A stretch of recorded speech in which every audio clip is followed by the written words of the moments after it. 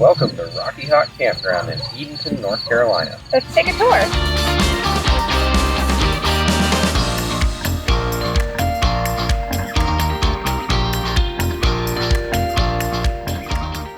All right, let's talk about accessibility. Accessibility for us means amenities within 10 minutes of the campground, road conditions, getting to the campground, and proximity to major roads and like the convenience factor a little bit too. Convenience-wise, it is about 10 minutes from fast food joints, a Food Lion. There is some civilization. I know there's a parts store there. Roads getting to and fro are mainly backcountry roads. I think we're about 10 minutes from 17, which is the closest major road. And it's very, very tight. The roads are very narrow. I know coming in here with a camper, we were pretty much line to line and in some places over the center line just to stay on the road. So if you have a larger camper and are not comfortable towing it down very narrow roads, do not recommend for you. Just a trailer in general. If you're not comfortable pulling a trailer, if you're not comfortable in your Class A, C, B motorhome, the roads are not fit for you getting here. It will be beyond a white knuckle experience for you. So out of 5, how many points would we give this place for accessibility? Maybe like a 3? Yeah, 3, 2, 3, somewhere in there. We'll agree on a 3. We'll say 3 out of 5. Okay, amenities. And amenities for us means standard things. So these are like your hookups, if hookups are provided. If you're boondocking or some campgrounds don't have full hookups, but in our case, it means hookups, a camp store, like the site itself. Yeah, the site itself being level and stuff. That's how we're evaluating amenities. Amenities are things in our minds that should be fairly consistent from campground to campground, no matter where you go. And as far as the site goes, level-wise, it's pretty doggone level. The hookups, I dare say, are the nicest that I've used. Now, granted, we don't have a ton of experience, but everything's right there. I love the water. It's a quarter turn on-off valve. That's great. Camp store? I don't think they got one. Yeah, it's a single wide trailer. The office sign is on one side of it. And it looks like there's 2 businesses attached to the office sign. So take it or leave it, whatever. So what would we rate? Oh, I will say as far as, there's a picnic table. It's kind of old, but there's a picnic table. There's a fire ring. Those are pretty standard. And every campsite I see has the picnic table, the fire ring. Yes. So I would rate it a 4. I'd be okay with that. The only reason that it's not a 5 is camp store. Moving on to ambiance. Ambiance for us is going to be like the atmosphere, is the scenery nice? Is there maybe, a little bit of shade? Are there any like natural features? As far as that goes, we've got the 3-acre fishing pond behind us. That's very nice. Yeah, that faces our porch. So we have a little water feature. The entire campground is a field. Yeah, so there's no shade. The trees, the biggest trees, are maybe just a little bit taller than our camper. It's not shaded at all. Right. And as far as noise level and things like that... Yes, if you had asked us night 1, was it a comfortable, nice atmosphere? I would have said, yeah, it's decent. Night 2, with the party going on, not great. We have felt trapped in our camper the 2 nights that we've been here, so ambiance rating drops a little bit. I would give it a 2. 2. Yeah. Okay, moving on to cost. So our cost was $40 a night for a total of $80. As of August 1st, it went... 2020. Yes, 2020, it went up from $35 to $40. At the recording of this video on August 30th, 2020, the bulletin board still reflected the $35 a night cost. So there is a little bit of discrepancy there. But I would say overall cost for us, based on our experience and the features and amenities that we have seen in all of that, I would give it a 3. Would you give it less or more? Cost is kind of hard to do because we've been to some very nice campgrounds and paid $45. Yeah. I don't think we've paid $50 a night yet. At Was any of the Country Air 45? Country Air was $46 a night. And I feel like you got a lot more for your money. Now, is $40 a night for full hookups in the fair range nationwide? Yeah, probably. Probably. Do I feel like we were gypped a little bit because we weren't left alone? There was the parties, dogs were loose. Yeah, I feel like we got gypped. So I guess you can rate it a 3. Pet friendliness. So most people would do a kid-friendly category. We are doing a pet-friendly category because we have 2 dogs and their needs are very important. And I know, I'm sure there are other people out there like us who do not have kids or who are retired and don't have kids. So we're doing a pet friendliness category instead. And the things that we look for in regards to pet friendliness is, are there good trails to walk them around?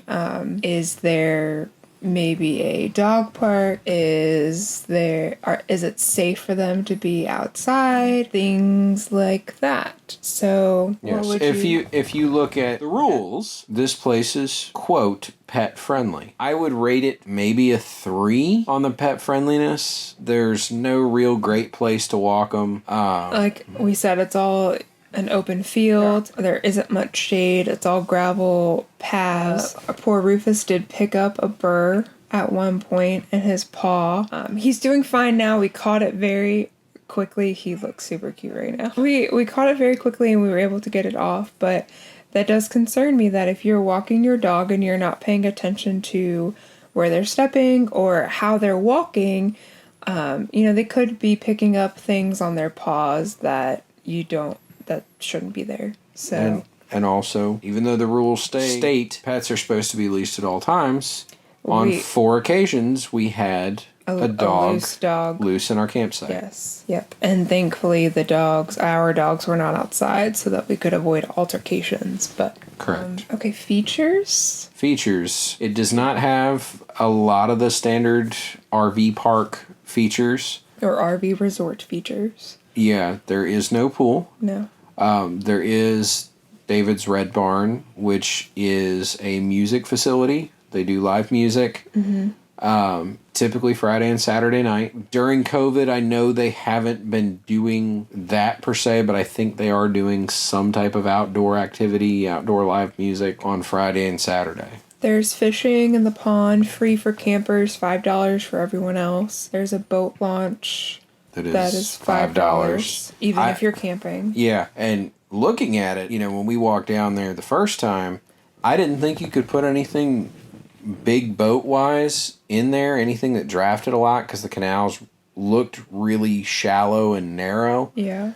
But when we walked down there this evening, there were some pretty big boat trailers down there. So you might be able to get a little bit bigger boat in there. Yeah, it would be good for like a small bass boat, a jet ski, or something of that nature. Correct. For sure. But anything bigger than that, use at your own discretion. They have golf. They have mini golf and frisbee golf. Yeah.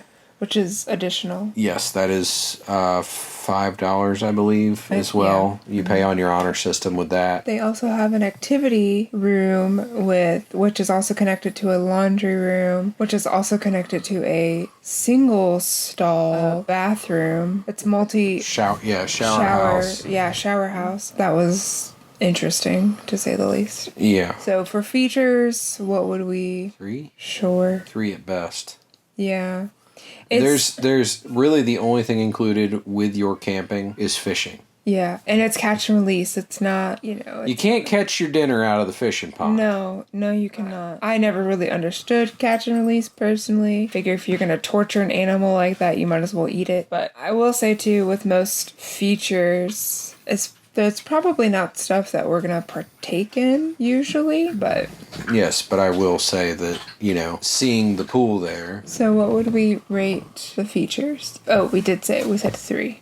2? We'll edit it to 2. All right, we'll rate features at 2 out of 5 points. Yes. Sound It's good. definitely one of those things where, though we would not partake in a lot of these features, A lot of them are extra. you know. It's not included in the price, so Exactly. they nickel and dime you. And when we went to Country Air, had it not been for COVID, they would have had a brand new pool for us. They would have had a picnic shelter that we could use. Playgrounds for kids. Playgrounds There galore. is no playground here, so if you have kids, bring something to entertain them. Yeah.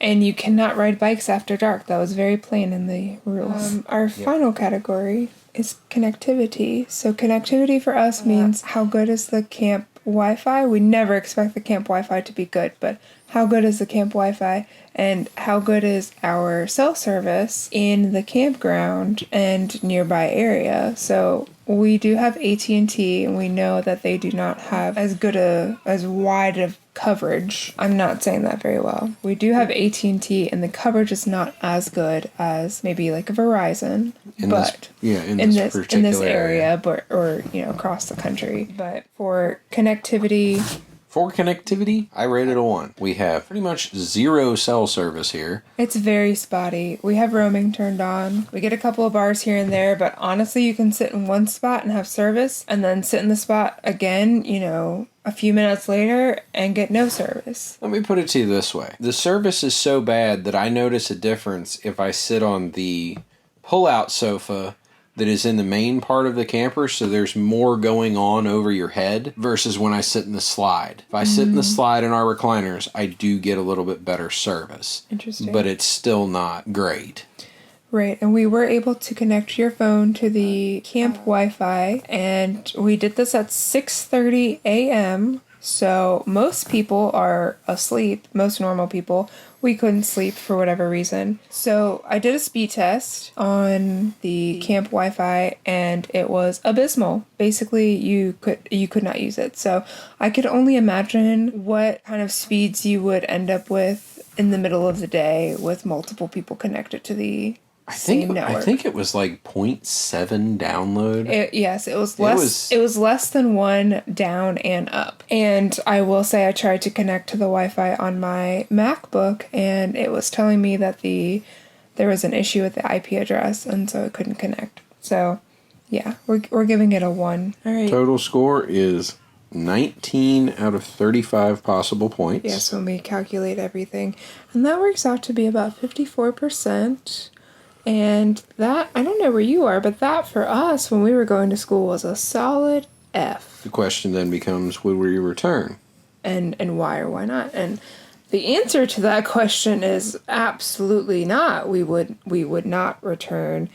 And the reason is not even necessarily the campground itself, although there wasn't much about the campground that would prompt us to return necessarily, but we have had not so pleasant experiences these past 2 days. And if you would like to learn more about those experiences, you can check out our video about our time in Edenton. When it all comes down to it, all of these things, all of these categories considered, we would not return To this particular campground. Edenton, though. Yes. Edenton, I would not try to sway you away from Edenton. It is beautiful. Yes.